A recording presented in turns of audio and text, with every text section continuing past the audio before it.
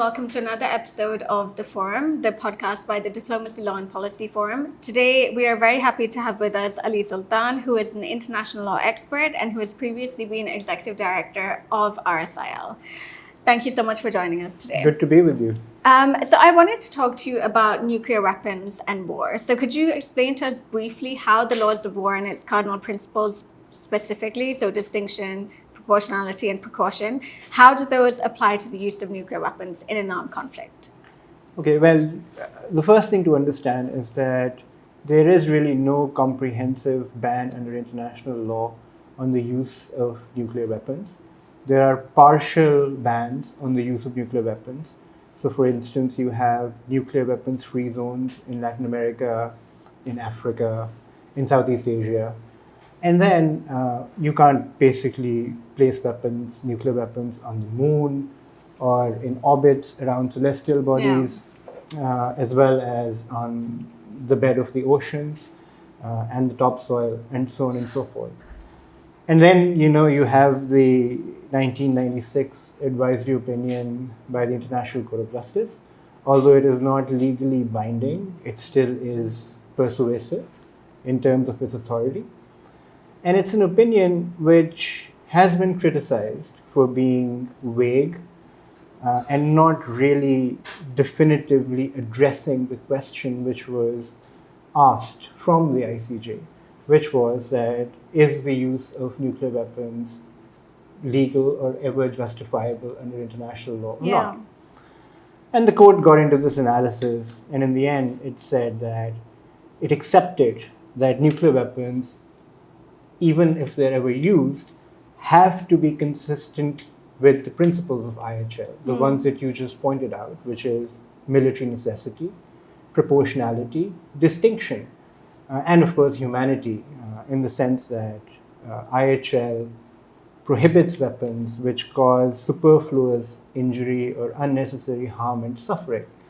And there are many weapons which have been banned because they violate this principle of humanity or humaneness, so to speak.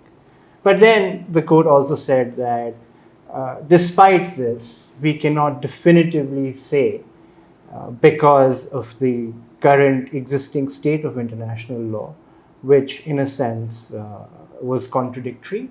So you had customary international law which would support prohibition on the use of nuclear weapons, but then you also had an opposing custom of deterrence. So the court finally said that it might be true that there may be a situation, an extreme situation of self-defense where the existence of a state is threatened, that in that situation nuclear weapons may be used. But if they're used, they have to be used in consistency with those principles. And then the court said that it's really not possible to abide by those principles, which is why, as I said, there's a bit of ambiguity in that opinion. So that's the state of the law as far as the use of nuclear weapons is concerned under international law. Yeah, and it's interesting that you went into the advisory opinion, because there you've had a clear 50 years at that point of non-use of nuclear weapons. And yet the court, in a really confused judgment where it was very much conflating the jus ad bellum with the jus in bello, saying generally, yes, they're going to be contrary to IHL principles, but if your existence as a state is at stake, perhaps you might be able to use them then. So it's a very confused and garbled judgment. And at the same time, there was a lot of, as you mentioned, a lot of criticism of this, in the sense that the examples even that Justice Shahabuddin gave in his separate opinion was that maybe if you have a desert, an army in a desert, maybe then you could comply with the principles of IHL. Or maybe on high submarine, seas. exactly. Yeah, a submarine in the high far away seas. military installations, all of that. But even then, there is clear evidence that because of their effects,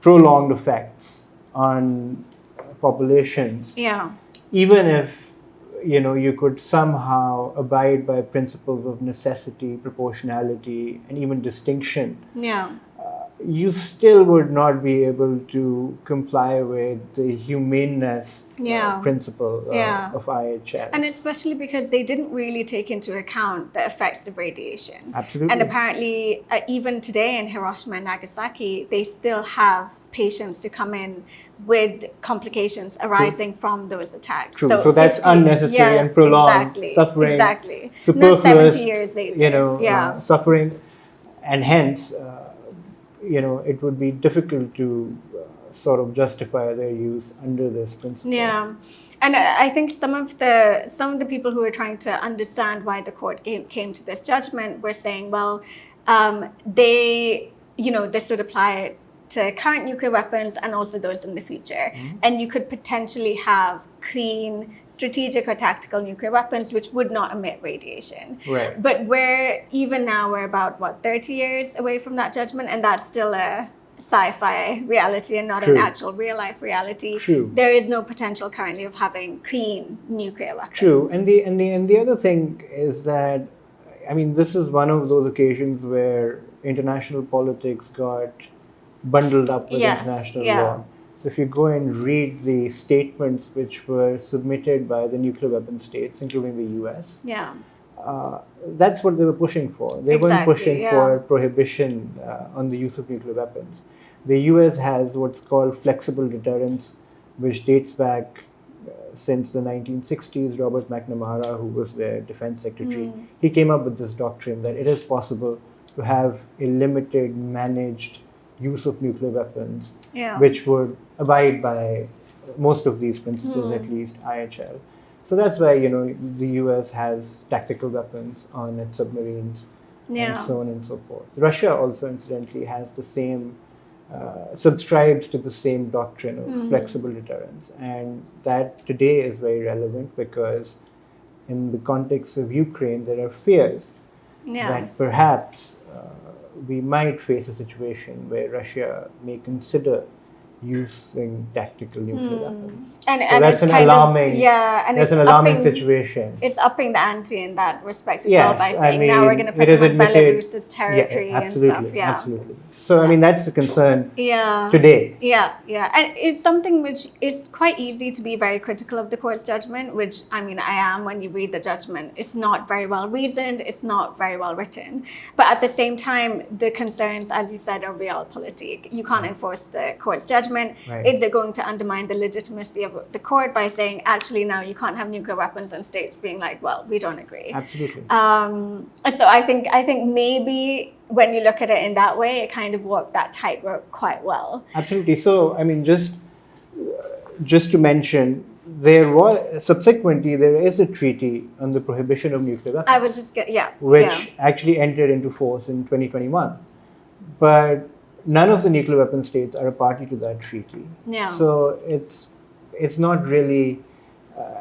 It doesn't have any meaningful impact in terms of prohibiting the use of nuclear weapons. And as you know, under the principle of consent, you can't force states to become parties to treaties. Yeah. The same problem we witness in the case of some test ban treaties, for instance, the Comprehensive Nuclear Test Ban Treaty, where the nuclear weapon states are not becoming parties to it, and it hasn't been able to enter into force. So these are real politic problems. And not just international law problems. Yeah, and the kind of parting shot that the court gave at the end of the judgment was that, well, you have Article 6 of the Non-Proliferation Treaty, which under good faith you have this obligation to pursue disarmament. Right. And that, again, has been criticized for being very vague, ambiguous, no actual concrete obligations under Article 6. Right. And in pursuit of that, states have negotiated this TPNW, the Treaty on the Prohibition of Nuclear Weapons. But again, the criticism is that it preserves the hegemony of those who have nuclear weapons compared to those who haven't, who don't have it. So do you think that's a fair criticism? And do you think that the hope of states which have ratified these treaties is that eventually they may become custom and it might be used as a tool for diplomacy? Well, you have to realize that, I mean, there is a powerful argument that the nuclear weapons also are sort of underwriters of global security order. So, for instance, there is this argument that the reason why the Cold War between Russia and the US didn't degenerate into a hot war was because of the deterrence which was provided by the nuclear weapons. And also, you have to understand that it's not just the 9 nuclear weapon states which benefit from the deterrent security which is provided by nuclear weapons. There are also countries, about more than 24 countries, NATO countries, Japan, South Korea, which are under the US nuclear umbrella. So they also have a specific position. So as long as you have a sizable chunk of countries or states which are not willing to part with either the protection which is provided by the nuclear weapons or their possession of nuclear weapons, such customs would be hard to form. And then there obviously always is the principle of persistent objective. While customs are being crystallized, and I think that also will play a part. As far as the Article 6 is concerned, now there was a follow-up litigation before the International Court of Justice to the 1996 advisory opinion, and that is the Marshall Islands case. Where Marshall Islands brought a contentious case against all the 9 nuclear weapon states before the ICJ in 2014. And actually RSIL was involved in providing advice to the stakeholders in that matter. And there, Marshall Islands was arguing that these states have this positive legal obligation to negotiate in good faith efforts towards disarmament, and they haven't been doing that, so the court should pass an order to that effect. But that case was dismissed for lack of jurisdiction and admissibility. So that's where that effort was scuttled. Yeah, it is interesting to look at it where these states choose to do their testing, and even within Pakistan where they choose to do their testing, and the argument that why would you go and test on the Marshall Islands of all places, you know? So I think that especially when African and Latin American states argue against it, I do understand, but at the same time, when you look at Russia and Ukraine, when you look at Libya, you are like, why would a state give up its nuclear weapons when they do act so effectively, sometimes as a deterrent? Well, yes, Ukraine also gave up its sort of nuclear weapons in the 1990s. And now some commentators make the argument that if it hadn't, perhaps it wouldn't find itself in the situation that it finds itself in today. But there are incentives. At one point, Canada, Turkey, Australia, they all had ambitions to be a nuclear weapon state, but they chose not to pursue that pathway, because no matter what, we're dealing with a technology which has absolutely catastrophic, potentially catastrophic impact. So even if there is a minuscule risk of an accident or something going wrong, in the safety and welfare of the citizenry, perhaps these states would not want to take that risk. Yeah, and it makes sense even now when you read the stories from Hiroshima and Nagasaki. Absolutely. And I remember reading a telegram sent by someone from the ICRC who was reporting back immediately in the aftermath, being like, people around me writhing like worms, like you can't see that what's happening to them, but it's horrendous. So going forward, what do you think in terms of nuclear disarmament then? What are the best options? Like we've talked a little bit about diplomatic efforts, but I worry that again, that will be used as a cudgel against, and we've seen that being used so strongly against Iran. And the way Iran has continued to quite vehemently pursue its nuclear weapons program, despite attacks like Stuxnet and other attacks on its nuclear reactors. Right. And then you had the agreement between the US and Iran. The JCPOA, right? Exactly, yeah. Absolutely. I think, unfortunately, the conversation will continue between the nuclear weapon states on how best to go about arms production and perhaps even full disarmament. But I don't see a way out of this in terms of this impasse. So you'll have conversations going on at the Conference of Disarmament in Geneva, which meets twice a year. Yeah. And the First Committee of the UN from time to time, of the UN General Assembly from time to time, would keep on, working in this regard. But the position of countries, including Pakistan, is that unless there can be non-discriminatory and verifiable disarmament, which does not diminish the security of the states which are giving up those nuclear weapons. Now, this is very difficult to achieve because many of the nuclear weapon states would no longer remain as powerful as they are with the nuclear weapons. So it would inevitably lead to some kind of a reduction in their security. So these are real problems. But when I look at the 1970s, for instance, the height of the Cold War between Russia and the US. And remember, they had been very close to a catastrophic nuclear conflagration in the Cuban Missile Crisis in 1962. So they learned that lesson. And in 1970s, there were efforts to strategically limit and reduce nuclear weapons between the US and Russia. And in that regard, they concluded what are known as the SALT and the START agreements. Yeah. And at some point also the INF agreement, which the Trump administration pulled out of. So the US's nuclear posture and strategy is also changing as we speak.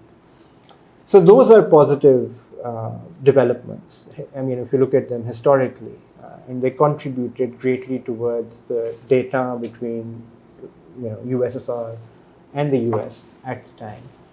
So maybe something like that can come about again in the context of perhaps US and China. Yeah.